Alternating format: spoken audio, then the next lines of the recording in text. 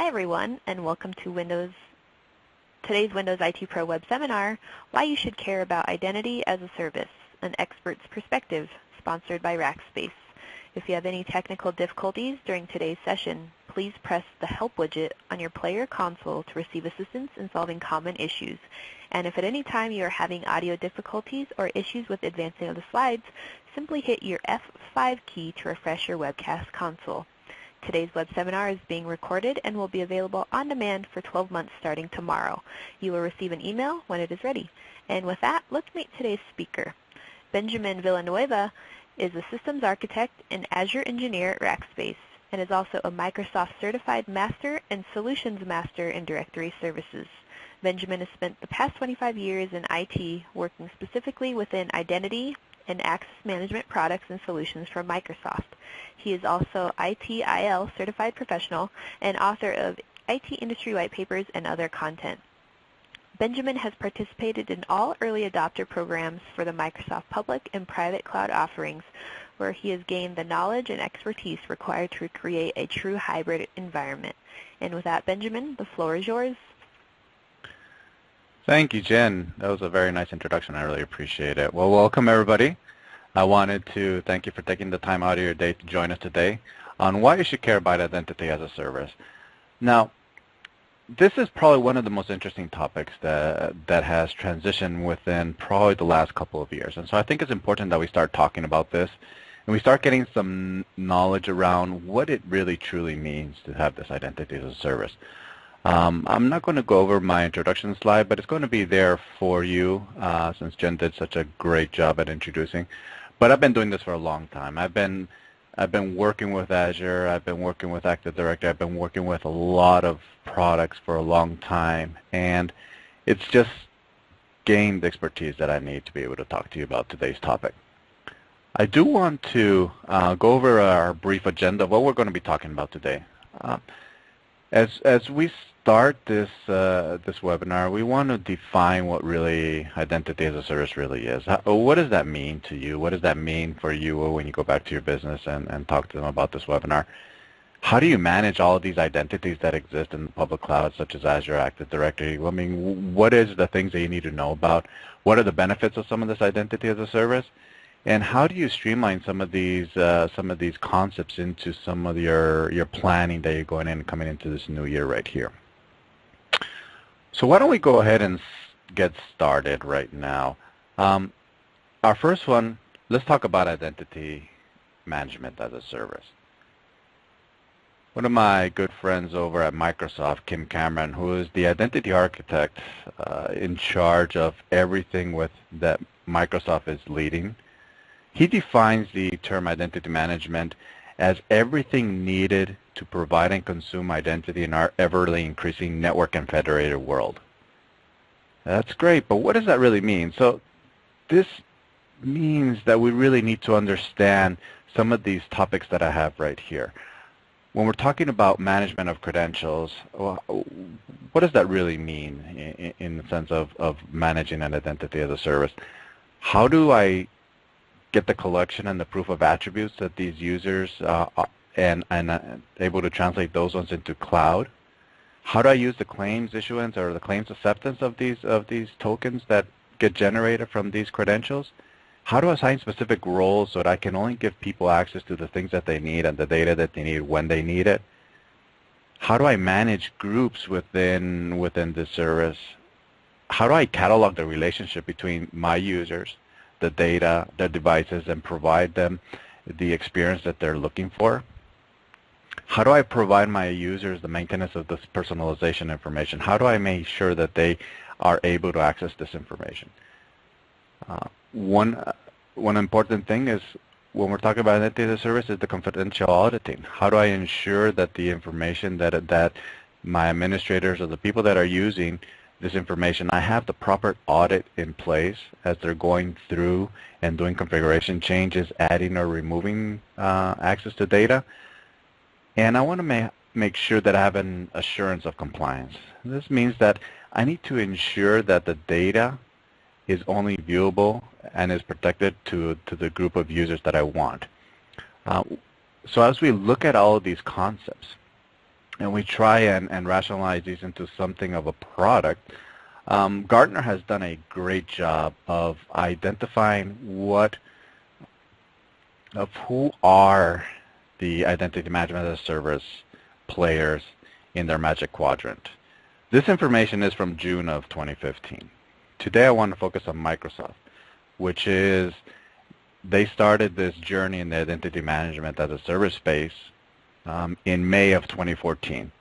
This means that they are, from May of 2014 until June of 2015, they have become this leader in the visionary quadrant right here. Now, what does that mean that they've become a visionary? Well, if you look at the report, it's available publicly for everybody, but if you look at the report, some of the strengths that Gartner highlights of those ones is just the level of scale that Azure Active Directory has actually achieved within this short amount of period of time. Not only does it have this worldwide presence, and it continues to expand the number of data centers and endpoints that are available to you guys, but it's massive in its scale that it has. It's been able to leverage a lot of the data sources that they have, along with a lot of the machine learning and some of this big data that has helped. And what that has done is helped prevent this fraudulent activity, identifying these ahead of time, bringing those up to you, letting you know, and we'll go through some of these use cases, and just showing you how you can actually run a service and still provide you the value that you're looking for at a cost that is accepted for you. Not only this, but I think that they're one of the main leaders in this visionaries because they have this great strategy. They have a strong understanding of the technology needs that the customers have that they've been able to leverage from their Office 365, from the security perspective of what they've learned through the years of providing secure access to these resources.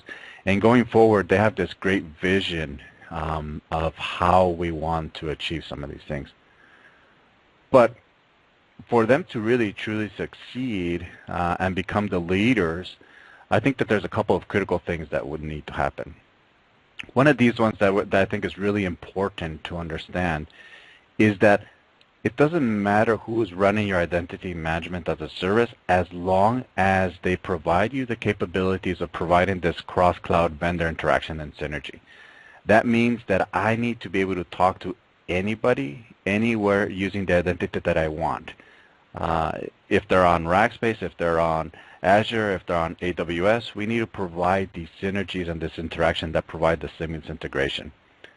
Not only that, but we need to also provide this cross-cloud specialized service integration. This means that wherever you are hosting your application, your data, we need to be able to plug into those ones and provide the same level of control and policies that we've come to expect from your on-premises environment today.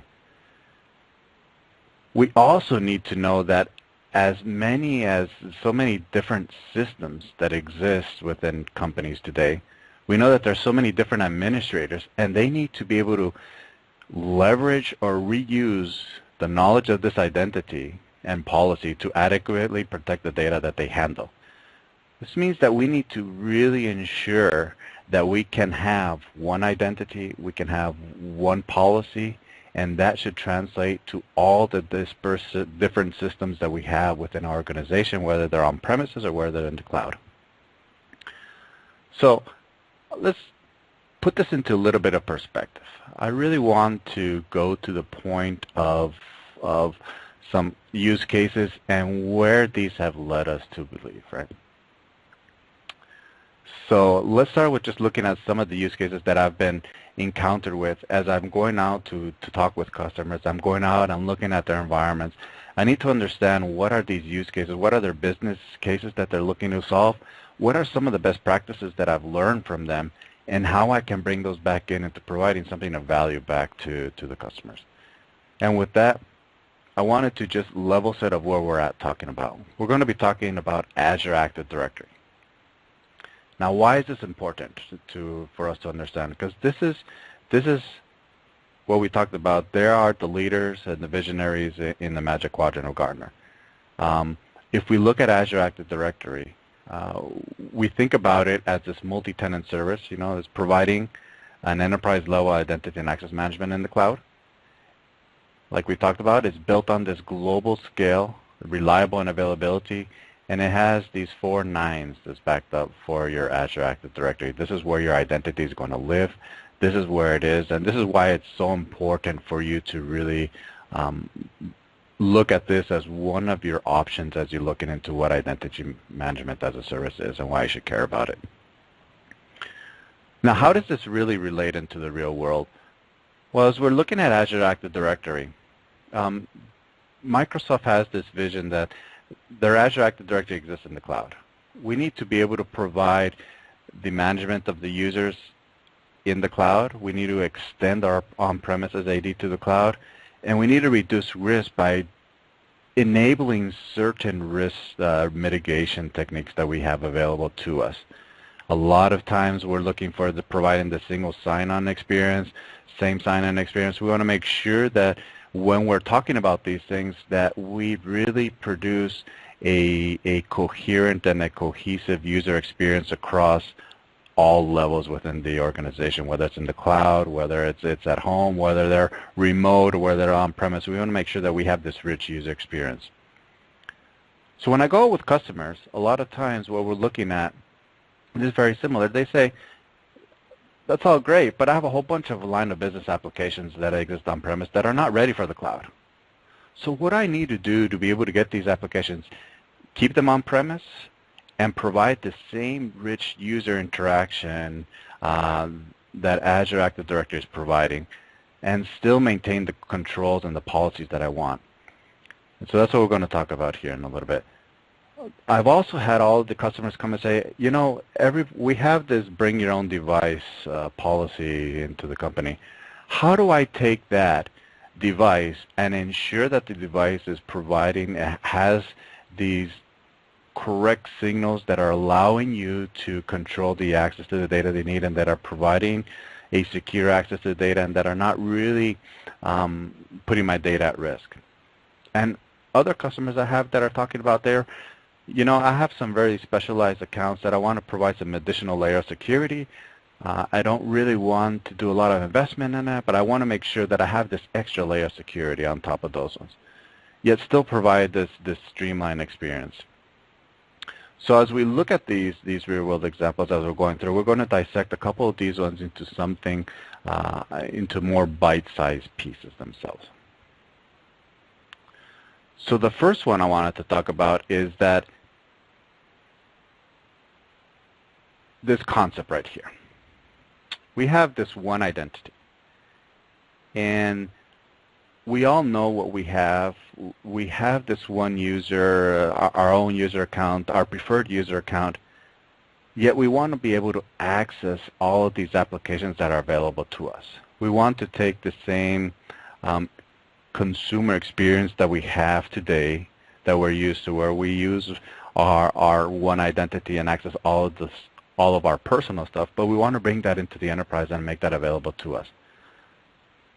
When I did this webinar, there's currently a total of about 2,500 available Azure Active Directory applications. What does that mean? That means that every day they keep onboarding more and more of these consumer applications into a business settings where you can control the access and management and treat each one of these applications as they're a trusted application within your organization. That means, like, if we take the example of Box, for example, we want to make sure that we provide a secure storage using our enterprise credentials. And at the moment that we hire somebody, we want to make sure that as soon as we provision their account, that they get a Box account that's automatically created, and they create the single sign-in experience for my user when they're accessing the Box account from their enterprise.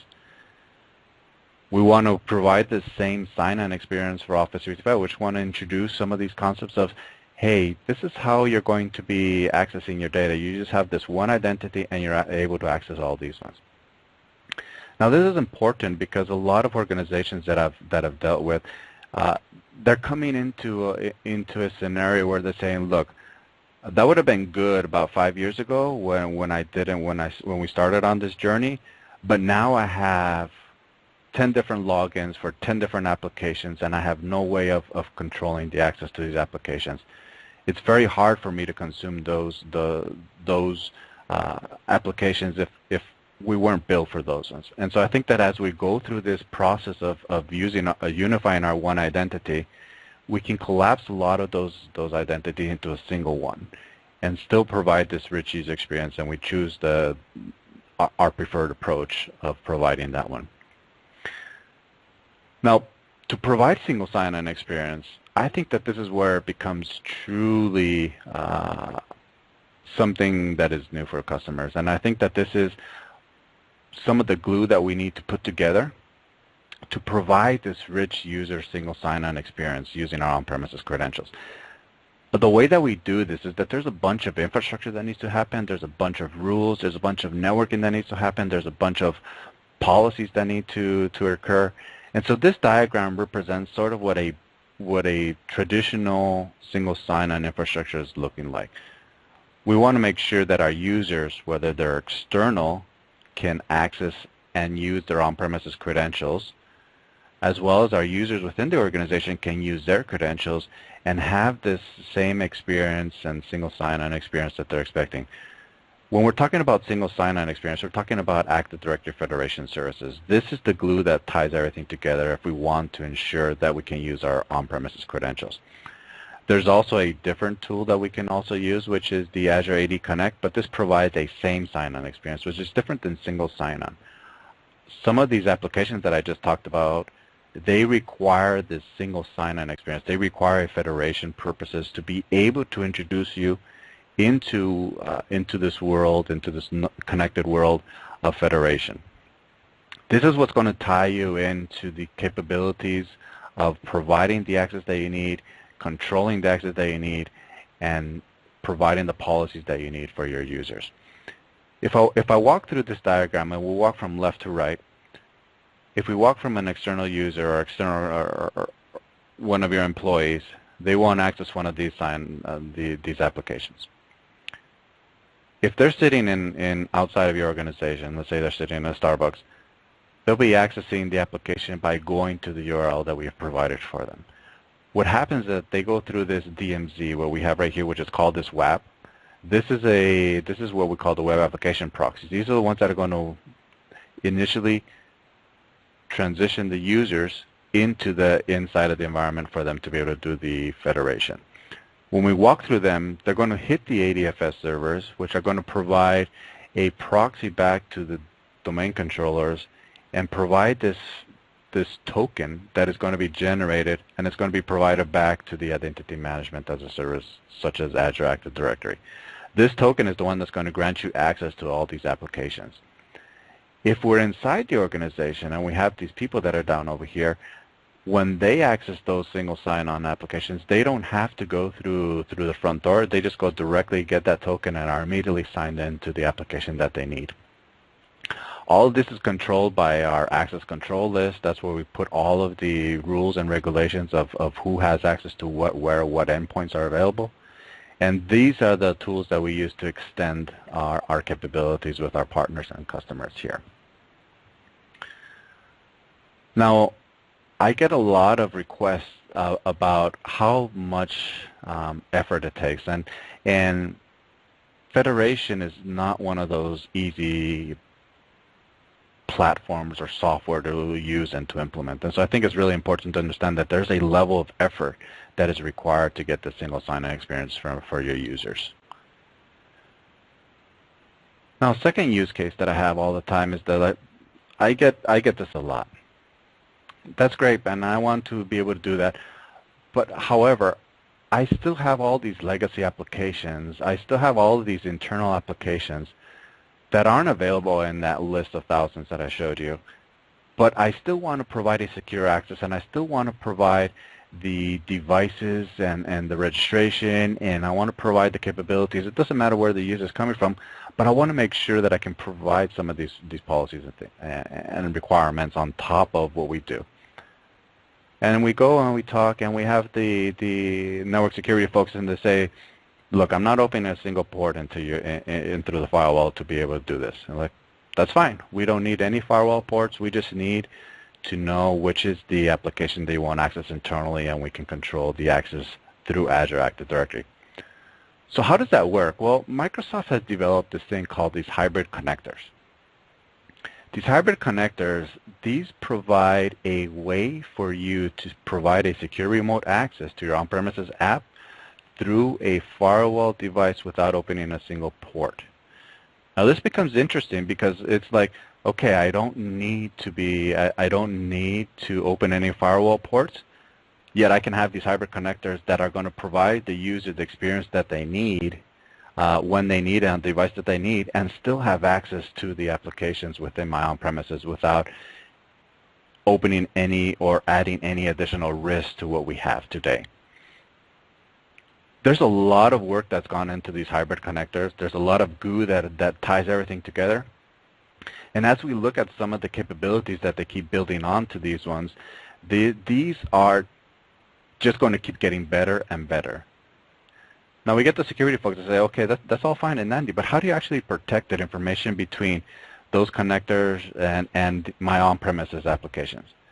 And that's where we go. If you just allow me for just be highly technical here for a minute, what we do is that we control the access to the applications based on a Kerberos constraint delegation, which means that there is a specific user that has only specific access to a specific application or server for a very specific purpose, and it's going to be the one that's going to impersonate it based off of the token of acceptance from the Azure Active Directory. So it's a very secured application. It's a very secure connector between those ones, and there's no way that those credentials can be used for anything else. And this is great because we have a lot of customers that say, I have an iPad, I have all these other devices that I bring. And what's really cool about this is that it allows you to use all of those devices seamlessly across the internet onto your on-premises in a secured fashion. But you know, as we're looking at some of these things, this is where we always get a lot of questions. That's great, but all of this is not going to be for anything if the users don't know how to access the information or doesn't know how to access these applications. If we have so many applications, how am I going to provide the users this unified, rich experience that they're expecting, yet provide the controls that I want in those ones? And so in this diagram, what I'm looking for is to demonstrate is that there's a lot of places that we consider cost centers. One of the biggest cost centers that all the organizations that I have talked to and work with, the biggest one is password resets. They spend a tremendous amount of time and effort on the help desk, depending on the size of those ones, resetting users' passwords. They go on vacation, they forget their password. They leave for a little bit, they forget their password, or they just change it so frequently that you don't have these controls over. And so the help desk is overburdened by trying to reset passwords. We also have another use case where we have developers or application owners that have the groups as their entry point into these applications. But yet to be able to provide access to these applications, well, now we need to interact with the help desk again. You got to say, hey, add this user to this user group so that he can access this application. Wouldn't it be great if we could offload some of those requirements onto the app owner so that they can control the groups and they can create and manage their own groups and provide the access that they need? Wouldn't it be nice for our users to be able to change and reset their own passwords without having to contact the help desk, without having to add this additional burden? And wouldn't it be nice if we could provide this unified single pane of user experience where they have access to all the applications, where it's just a click away for them to gain access that they need with the credentials that they need?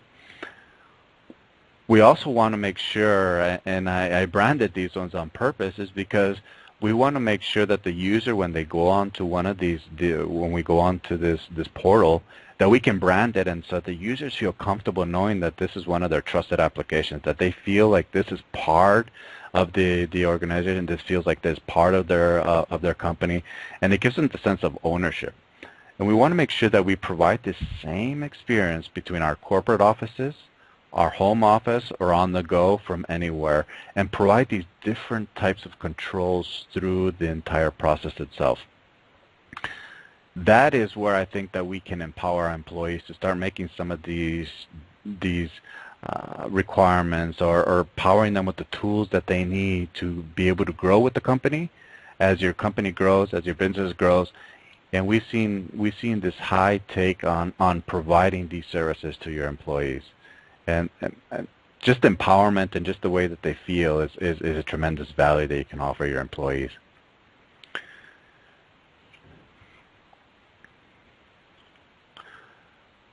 That's all great, right?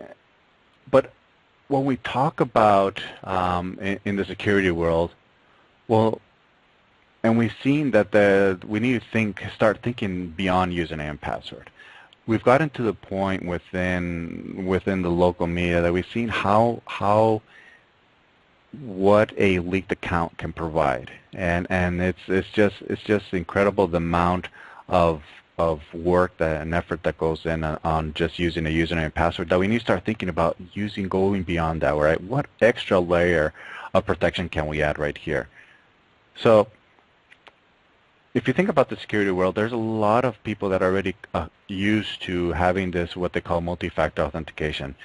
This is all when we go back to thinking about our old security days. It's about something you know and something you have, and you need to be able to provide both of those ones, and we need to provide this two-layer security so you can provide the access that you need and add this additional layer.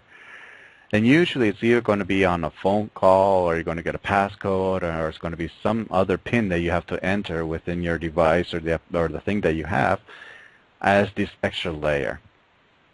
So we just need to be able to think about how and who needs access to these ones. There's certain level of employees that require a higher level of control for some of the data that they're requiring at different times, and that's where I think that we need to start thinking about, when we're thinking about identity management as a service, who are these users, who are the ones that I need to add extra layers of control, and how am I going to provide that level of control to them in a sense. We see a lot of companies start taking this and using some of this multi-factor authentication for some of the higher value targets, and that's where I wanted to go into this. And why is it important to understand this? Well, we know that every organization has different levels of user accounts. Not all accounts that we use on a day-to-day basis or have the same value as other accounts. We know that a lot of our administrators maybe have these over-provisioned accounts that are used on a day-to-day usage. And so how are we going to tackle this when we're thinking about identity management as a service? How are we going to look at providing some of these security capabilities within this one? So we look at these special administrator accounts, right? Some of these ones that are of great value within organizations, that have a lot of control over a lot of things. How can we limit them to just provide the access that they need, like this just-in-time elevated access to be able to do the administrative work that they need to do, and separate that from their day-to-day business operations so we don't put our data at risk? So as we're looking at this one, we need to provide this privileged access at the right time for our people to be able to do the work without interfering in their day-to-day productivity. And I think that that's really important to know, is that when you're looking at this, you need to be able to identify who these users are and provide that capabilities back into those ones. Not only this, but we also need to provide an audit trail that says that who did what, when did they do it, how did they do it, and where did they do it from. We need to provide some of this compliance that we're talking about, some of this compliance and auditing, and we need to provide a trail of in the form of a report that tells us what happened within our environment. So if something goes wrong, we can go back and trace it back to where the cause of this change occurred. Not only that, but then we have these high-valued accounts, and these ones are, if we think about them, there are a lot of these more customer-facing ones that we have. We have mostly in the marketing ones, where we're talking about our Facebook, our LinkedIn, our Twitter accounts, where the company is being more social, but we need to be able to provide a specific access to a specific group of users without giving our Facebook login account, our Twitter handle to our marketing person that's going to be doing our LinkedIn credentials. So what do we do here? We provide what we call what we call a vaulted password. That means that we can take this service it can create this extremely long string of password or random generated password. It rolls over that password every so often in a 30-day period. And the only thing that you need to do within your organization is add a user into a specific group that has access to these social entities. Not only is this really important for us to understand, but we need to be able to do it because we're always thinking about the problem is when somebody leaves the company, what happens? How do we remove them from the elements that they've been granted access to, yet provide that in the smoothest way possible when they leave it, the simplest way possible. And that's how we can control this access to these high value or these administrators, is just removing them from the specific group will just cleanly remove them from all the access that they have. And so as we're starting to think about this, we need to start thinking about how we can provide the correct administrator access to privileged, to shared accounts, and provide the audits and the requirements and the reports of what changed, when changed, so we can control our compliance requirements that may be mandated either by our board or be mandated by our organization. So as we start thinking about this, these are some of the capabilities that we look to leverage within the Azure Active Directory.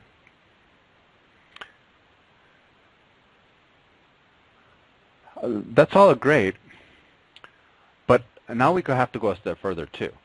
Not only do we have these controls in places for these groups that have access, but now how do we provide this advanced security at scale? How do we gain visibility in between the integrity and the security of our organizations? How do we determine where the risks lie, and how do we adequately plan to mitigate those risks? So one of the great things that our users have done here, at least Microsoft has done, is that even with all this protection that we've talked about, we can add all of these capabilities, we can add all of this multifactor authentication, everything that we've been talking about, but we still know that accounts may leak.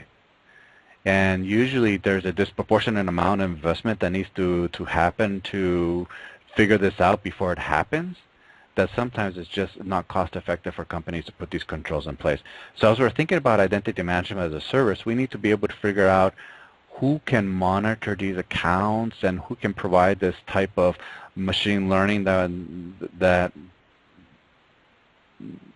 capabilities, and provide some of the insight that we have of hey, we noticed something strange on this account, something you may want to look at. We want something that can bubble up a report for us, and something that can be a little bit proactive, yet at a cost that the organizations can handle. And that's where we look at when we're thinking about this identity management as a service is we need to be able to provide you advanced knowledge of something that's happening within your organization before something happens, and that allow you to just monitor these accounts and report, right? So one of the nice things about Azure Active Directory is that it does provide you a report on the management of these ones, and it all provides it in a very seamless and a very efficient way for you to look at. And I think that that's where we have to think about when we're doing how is the security posture within Azure and the controls that we have in place, how is that getting back to me to be able to provide the information back to my business and my business unit saying, hey, here's something that looks interesting or something that looks like it's going wrong. And as we talk about, this is all great, but we still have to go a little bit further in those ones.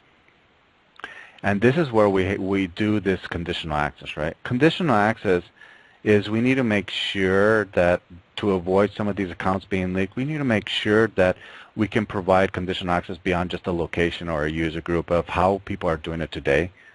And we need to take this holy trinity between the user, the application, and the device, and we need to do, going forward, we need to see if what we can do is we can gather the device state on these ones. There's a lot of technology out there that allows you to do this.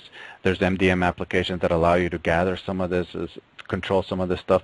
But we also want to make sure that we can control the access to the data that we have using specific conditions that are going to grant us where they are in the state that they are, and say, like, if you don't have a patch level, or you don't have a certain operating system, or you're not using a specific device, I'm not going to grant you access to it, even though you may have checked the conditions of, hey, you're in the right group and you're in the correct location. But if your device doesn't have the status that I required within the policy, then I'm going to deny this access.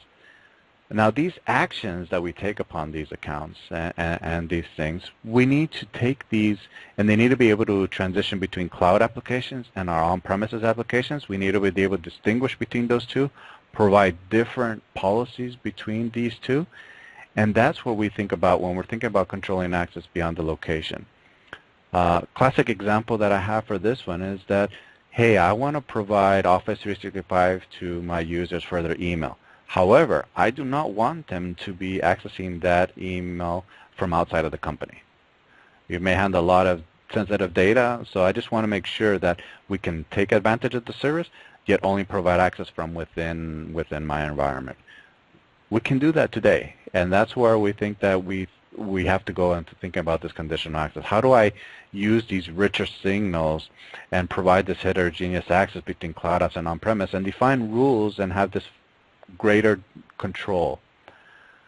But if it's hard to implement and it's hard to do, then I think it's going to take longer for you to be able to get into this state right here. But there's a lot of investment that is going on to this. There's a lot of technology that's out there that's available, and I think that it's just one of those things that as we're thinking about this, we need to bring this into our plan as well of providing this identity management. Not only is it the user account and the permissions and the policies, but also the devices that they're using. And that's where this conditional access comes into play.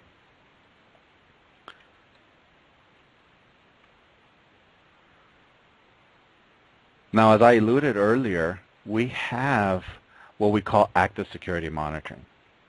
Now, this is where it becomes really interesting, right? This is where now we can look at users' behavior, and we can look at how are people within our organizations using these tools that we have, using these applications, using some of the services that I've provided. Well, how are they actually using it?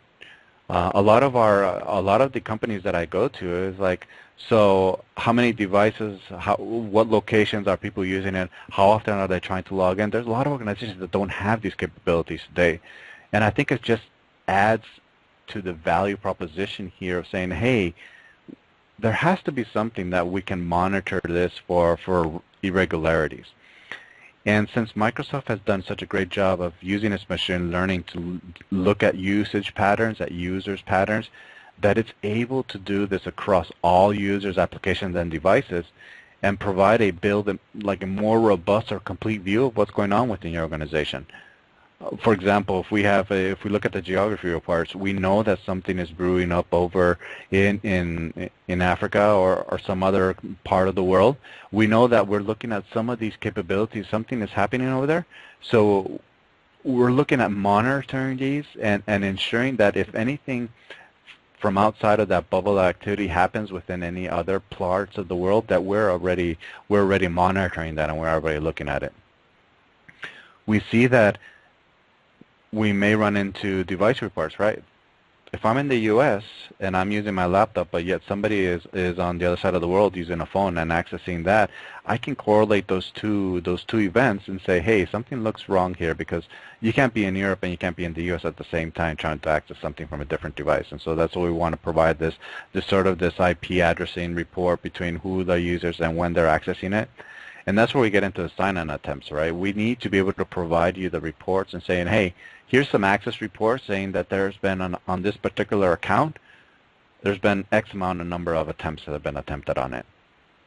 So this provides you a view not only into how people are using it, but actually learn the patterns within your organization. Every organization is different in how they use their data, how they use their devices, how they use their accounts. And so as machine learning helps us, is that it looks at patterns and it uses that usage and provides you this great visibility and security risk that you have or you may have, and how you can mitigate those ones. Besides that, the last one over here is this app usage report. This is how it's going to show you which are the apps that most of your employees are using, which ones are the ones that you should be paying attention to, which ones are the ones that you shouldn't be paying attention to, which are the ones that you should bring into this management fold. And so it provides you the capability of gathering some of this app usage data that allows you to build a better and more robust view of your organization and how people are using the data within your organization. So I think that this is a great capabilities that we're looking at when you're looking at this identity management is what are the tools and the reporting that we can do and how we can bring those into those ones. But as we continue to go and grow as a company, well, we need to have this concept of what is one directory. All of this only works if all of your users are in one directory. So if we look at the first one, the B2E, right, these are the majority of the topics that I've been talking about are this business to employee relationship, right? This life cycle of the employee. When the employee gets hired all the way into the employee leaves or gets fired, what does that life cycle look like? What are all of the access and the tools and the policies and everything that I've done for this employee? But wouldn't it be awesome if we could use that same thing to provide this business to consumer and this business to business so we can take advantage of this one directory? We can provide some of the same life cycles that we have for our consumers. We can provide some of the life cycle of these identities with our businesses because every single company that I have interacts with consumers or other businesses in one shape or form. Now, let's talk about the business to consumer one, for example, first. We know that a lot of customers of ours, for whatever service or product that we're offering, a lot of our consumers want to use their ID that they're used to. They want to log in with their preferred credentials. They want to log in with their preferred provider. They want to log in with what they feel comfortable with. We need a way of providing that access to them, yet still enable all these policies and access and controls that we want to making sure that the data and the access that we're granting these users is maintained within our directory. And not only that, but that allows us to bring some of this machine learning capabilities from how the consumers are using our application, how they're using the tools that we've provided to them, and provide this rich experience that we have. Not only can we bring that into our one directory, but we can also bring in some of all of these other reporting and auditing and other trail things that we're looking to accomplish and bring that into the same lifecycle control of our consumer from when the consumer signs up for our service or application all the way into the consumer quits using our service or application.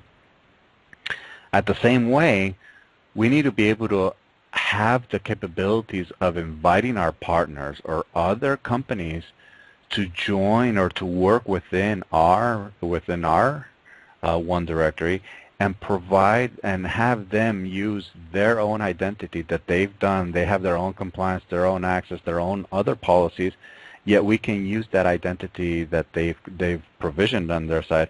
We can use that within our directory and provide them the same life cycle as if they were part of our organization. Provide them the same conditional access, provide them the same capabilities that they're looking for, and provide them something that just works for them and there's something that they're used to comfortable. We need to make sure that these capabilities that we're offering to both our employees, to our consumers, and to our businesses, we are providing them in whatever device or operating system that they're looking for in a seamless fashion. We need to look at making sure that we have Mac support, that we have operating iOS support, that we have complete Windows support, Windows mobile devices, Windows tablets. We need to look at Android devices and the support for the Android and those ones. We need to make sure that all of these systems, all of these ecosystems are cohesive in the same user experience and the same quality of access and lifecycle that we want to provide across the board of our users. So as we're looking at identity management as a service, we need to start thinking about how we're going to bring all of these components into this one directory and have the single management interface, where I'm providing access that I need, but I'm not compromising any security by providing this type of one directory.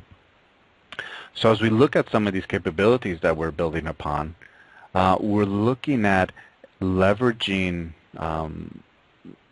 from this perspective, Azure Active Directory is having this one directory where we sync everything up, we federate everything with our partners, with our applications, and we provide some of these rich capabilities that we're looking for from an identity management perspective.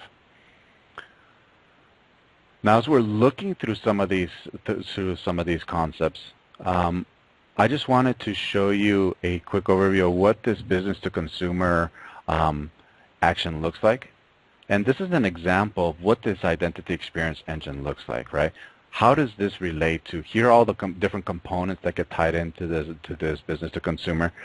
But we need to, this is just as the journey of the user or the journey of our customer goes through from left to right, how they choose the identity that they want to use, how they're using the browser to go and talk to those identity providers and get the token that they need, or how we leverage some of that customer data that we have within our own directory and provide these additional layers of control in this multi-factor authentication. Like, let's say they have, they're a specialized customer that require specific privileges, that I can add this other layer of those, and how I can issue that token.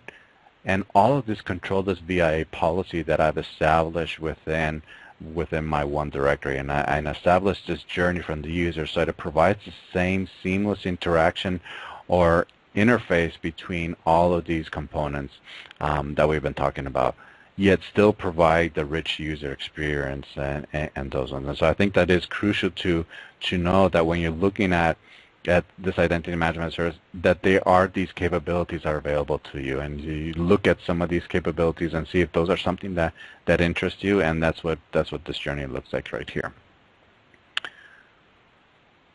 Finally, we have something that a lot of our customers have been asking for, and I think that this is one of, I got to give Microsoft kudos for this one, because this is something that the majority of the customers that I've gone out for, they're saying, look, I like the idea of the cloud, I like the idea of the identity.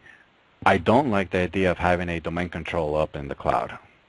I don't like the idea of exposing myself unnecessarily in the cloud from some of my infrastructure that I have. So that's where I wanted to highlight this one, because this is probably one of the more feature-rich interactions that we're doing. Not only can we take advantage of our one directory that we've created, but we can use some of these new services that Microsoft is providing, specifically the domain services, and create this specific domain type controller that exists only in Azure AD. It's not a physical box, it's just a service that Microsoft is providing. It acts as a domain controller and provides some of these capabilities that don't natively exist within Azure itself. Azure is capable of doing federation and doing some identity brokering, but it doesn't provide some of the other components that a lot of our applications need, such as NTLM and Kerberos authentication, sort of like LDAP bind or LDAP reads. This is where, or something that we can control our machines that we have in Azure or that are using some other service, but we want to make sure that we can control them with some group policies. So we need to be able to use our corporate credentials and still provide access to these infrastructures that we have, yet provide some of these other capabilities that are not natively available in Azure. And I put it in preview right here because this is going to be, from my perspective, something that's going to really change the landscape of this identity management as a service, because this now provides you the key that was missing of tying everything together into this one cohesive piece of information. So running domain controllers as a service in Azure provides you the additional level of comfort that you don't need. There's no need for site-to-site VPNs. There's no need for additional infrastructure spend. It's just there and it's available, and you can still leverage your existing on-premises credentials for this purpose. So I think that as we look at this and as we start wrapping up this webinar, we see that we have a lot of different concepts, ideas, capabilities, but it's hard to bring these all together into something that actually makes sense for your business. There's so much information out there. How do you even start to take advantage of some of these capabilities? How do you even start the journey of getting you into more of this identity as a service management capabilities? How does that give you into a world where you can start taking advantage of some of these rich signals, some of these reporting, some of these other capabilities, and at a cost that's accessible for your company? And so I wanted to leave you, before we go into the Q&A, with just the mandatory sales slide, right? These things that we've been talking about, these are part of our expertise and our experience. This is part of what we do. We've been doing it for a long time. We know how it's done. We know how to get you there. We know how to get you completely into a journey through some of these ones. You don't need to go all in. You can start some of these components and adding some of these additional capabilities as your journey as a company keeps on growing. So look at us. Look for us. We'll provide you the information that you need when you need it, and we're here to help you. We're here to help you through this journey to understand how you can bring in some of these capabilities within your organization. So feel free to reach out for us, and we'll be more than happy to do it. I know I went through a lot of material, and I know I went through a lot of material really fast. There is a tremendous amount of information that I think that as we go on our journey together through some of these more identity management specific scenarios, we're going to be able to provide you some more information and dig deeper into some of these ones, and hopefully we'll be able to provide you some of these live demos that we can look at and view as something that, hey, this is cool, but I need to actually see it in person and see how it actually works to see if there's something that I'm interested in. So hopefully in the future we can start developing some of those ones. But with that, I'd like to turn it back over to Jen for some Q&A. Okay, great. Thanks, Benjamin. Before we begin that Q&A session, we'd like to encourage you to please take our survey by clicking on the red survey widget on your audience console. It looks like we have a couple of questions that just came in, so let's go ahead and get started. This first question is specific to AD in Azure. How would this deal with latency between an Office and Azure AD over an ISP? Is there a need or option for a local server? So that's a great question. So it depends on what you're offering within Azure. If you are providing just authentication needs, that's where this Azure Domain Services comes into play, where you don't really need to have to deal with the latency because you can provide that service in Azure itself, and so that takes away the entire latency because you don't need to have a site-to-site VPN, or you don't have to have any of that type of stuff. You just have the domain services available to you and that are available to the application, and so that is pretty much as instantaneous capability right there. So that's how you would avoid the latency, start using some of these newer technologies that Microsoft is offering. Okay, great. Do the users enter real credentials, and how do you mitigate security risks, such as the man in the middle? Great question. So that's where it becomes crucial to understand how you enter the real credentials when you're looking at this identity, because of where you want the authentication to take place. There's two places that the authentication can take place. One is in Azure itself, and the other one is in your on-premises. There's no other way that anything else can authenticate if there's not in these two. From compliance reasons and for the highest level of security, you would use a federation service because all the authentication takes place back in your on-premises where you have all the controls that you need. In Azure, you do enter all your real credentials, but the man in the middle comes in from some of these other higher signals that we're looking at. And as we look at some of the other capabilities, that's how we mitigate the risk, right? For any anomalous activity that's happening on some of these accounts, well, there are the tools that are available for you to be able to bubble those up and allow you to mitigate some of those risks there. Okay, great. The next question is referring to your earlier slide, slide 13. How are these ADFS communications secured? Also, what is the comparison between ADFS 3 versus TLS? Sure. So how the ADFS communicates is basically a certificate based off of a SSL port 443. So the entire channel is encrypted using an SSL certificate, and the token is signed by a specific token signing certificate. And so everything communicates across port 443. There's no need to open any other port except that secure port. And it fully supports TLS, all the latest standards for secure encryptions. Okay, great. Is OAuth 2.0 part of the whole identity as a service process? The answer is yes, right? So OAuth is just one of the authentication protocols that is available. And so when you're thinking about the applications and how they are going to be accessing, some of OAuth 2.0 capabilities is that it provides you this modern access to modern authentication to some of your new applications. And so OAuth 2 definitely is part of the IDaaS process. It's just one of the authentication protocols that you're going to be using to secure your application or to provide that authentication needs. Okay. Today we utilize CA SiteMinder over AD or LDAP as what I think you refer to as the WAP layer. How does Azure AD affect the need for this product? So CA SiteMinder is one of these, is a federation endpoint as well. It's the same as ADFS. So you don't need to have ADFS. You can use SiteMinder as some of your federation endpoints that authenticate the requests that are coming in from Azure AD. So it's more of a complement that you can use Azure AD as your one identity, yet if you want to provide the security and the functionality you have with SiteMinder as your federation endpoint, you can provide that authentication back to SiteMinder so that it does the authentication for you and provide that token back to Azure AD. Okay.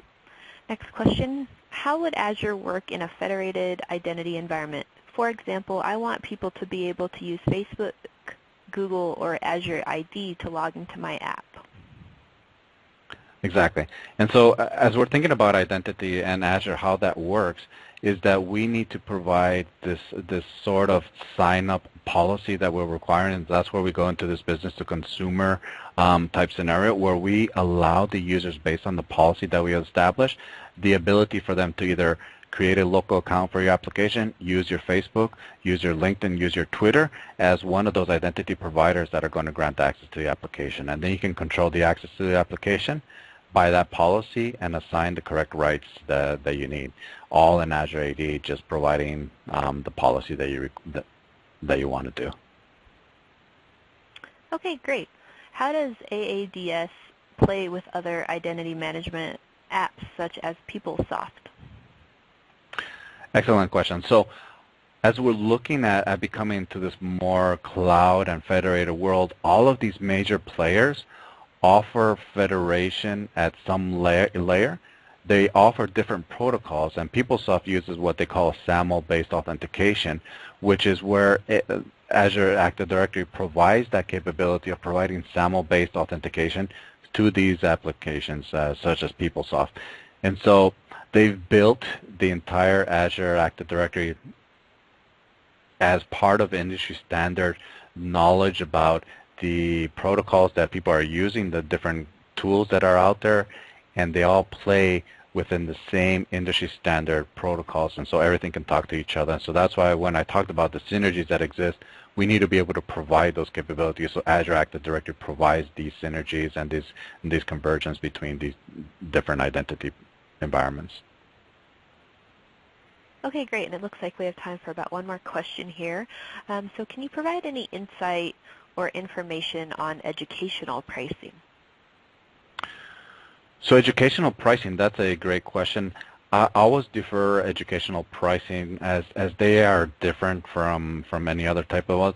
But educational pricing, you're always going to get those ones through your Microsoft technical account representative. They'll be able to do it from your, they'll be able to provide you that information. Okay, and it looks like we are just about out of time today. But before we go, I'd like to thank Rackspace and Benjamin for making today's event possible. And just a reminder, the seminar will be available on demand starting tomorrow, so please feel free to come back and review. Have a great day, everyone, and thank you for attending. Thank you, everyone.